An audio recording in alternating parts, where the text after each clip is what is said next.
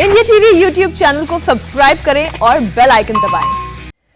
प्रधानमंत्री ने कुछ देर पहले लखनऊ में उत्तर प्रदेश के पूर्व मुख्यमंत्री और राम मंदिर के नायक कल्याण सिंह को श्रद्धांजलि दी। श्रद्धांजलि देने के बाद प्रधानमंत्री मोदी ने कहा कि कल्याण सिंह ने अपने नाम को सार्थक किया। कल्याण सिंह का पूरा जीवन जन कल्याण के लिए समर्पित था। प्रधानमंत्री ने कहा, हमें कल्याण सिंह की सपनों को पूरा करना होगा। प्रभु राम कल्याण सिंह जी को अपने चरणों में स्थान दें। अपने माता पिता ने उन्हें जो नाम दिया था, उस नाम को सार्थक किया। वो जीवन भर जन कल्याण के लिए जिए।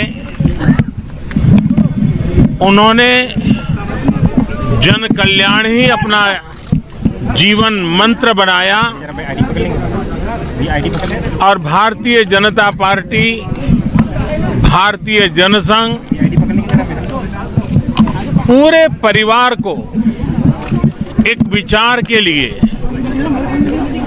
देश के उज्जवल भविष्य के लिए उन्होंने समर्पित किया। कल्याण सिंह जी भारत के कोने कोने में एक विश्वास का नाम बन गए थे। एक प्रतिबद्ध निर्णयकर्ता का नाम बन चुके थे और जीवन के अधिकतम समय वे जन कल्याण को लिए हमेशा प्रयत्नरत रहे। उनको जब भी जो दायित्व मिला, चाहे वो विधायक के रूप में हो, चाहे सरकार में उनका स्थान हो, चाहे गवर्नर की जिम्मेवारी हो, हमेशा हर एक के लिए एक प्रेरणा का केंद्र बने, जन सामान्य का विश्वास का प्रतीक बने। देश ने एक मूल्यवान शख्सियत, एक सामर्थ्यवान नेता खोया है। हम उनके भरपाई के लिए उनके आदर्शों, उनको संकल्पों को लेकर के अधिकतम पुरुषार्थ करें और उनके सपनों को पूरा करने में कोई कमी न रखें। मैं भगवान प्रभु श्री राम को उनके चरणों में प्रार्थना करता हूं कि प्रभु राम कल्याण सिंह जी को अपने चरणों में स्थान दें और प्रभु राम उनके परिवार को इस दुख की घड़ी में, इस दुख को सहन करने की शक्ति दें और देश में भी यहाँ के मूल्यों, यहाँ आदर्शों, यहाँ की संस्कृति, यहाँ की परंपराओं में विश्वास करने वाले हर दुखी जन को प्रभु राम ढाढ़स दें, यही प्रार्थना करता हूँ। प्रधानमंत्री नरेंद्र मोदी की बात आपने सुनी और इस वक्त उमा भारती जी इंडिया टीवी के साथ जुड़ गई हैं। उमा जी, आज हर कोई कल्याण सिंह जी को याद कर रहा है, लेकिन आप उन्हें किस तरह से याद कर रही हैं? उन्हें कैसे व्यक्तित्व, एक कैसे नेता के तौर पर आप देखती आई हैं? मैं कल्याण सिंह जी को तब से जानती थी जब मैं 12 वर्ष की थी।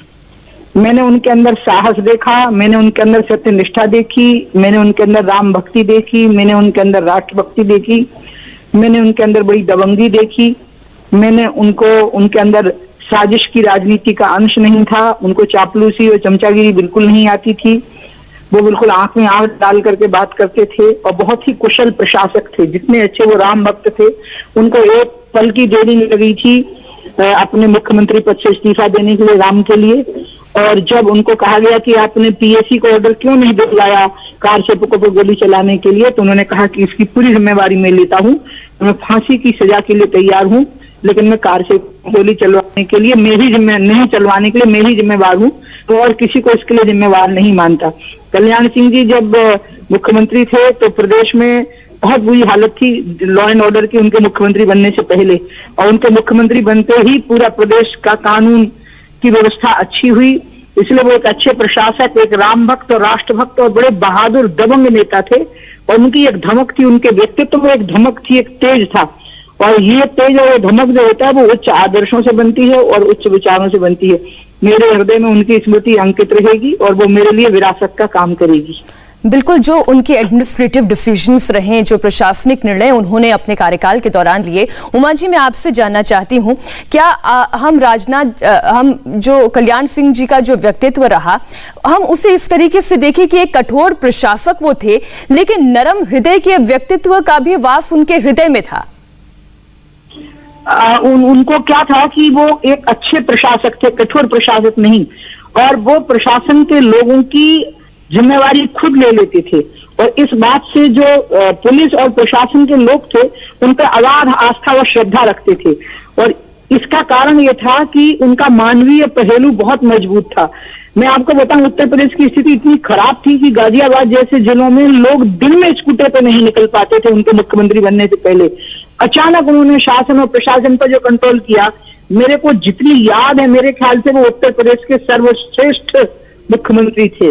किसी भी पार्टी के मुख्यमंत्रियों में वो सर्वश्रेष्ठ मुख्यमंत्री थे, जिसने लॉ एंड ऑर्डर पर कब्जा किया, जिसने जातिवाद की राजनीति नहीं की जो पिछड़े वर्गों का था, लेकिन सर्वजन समाज भी जिसका आदर करता था। ये अद्भुत बात थी कि वो पिछड़े वर्गों के मसीहा थे, लेकिन सर्वजन समाज भी उनको उतना ही सम्मान से देखता था, एक अच्छे मुख्यमंत्री होने के कारण और एक राम भक्त होने के कारण।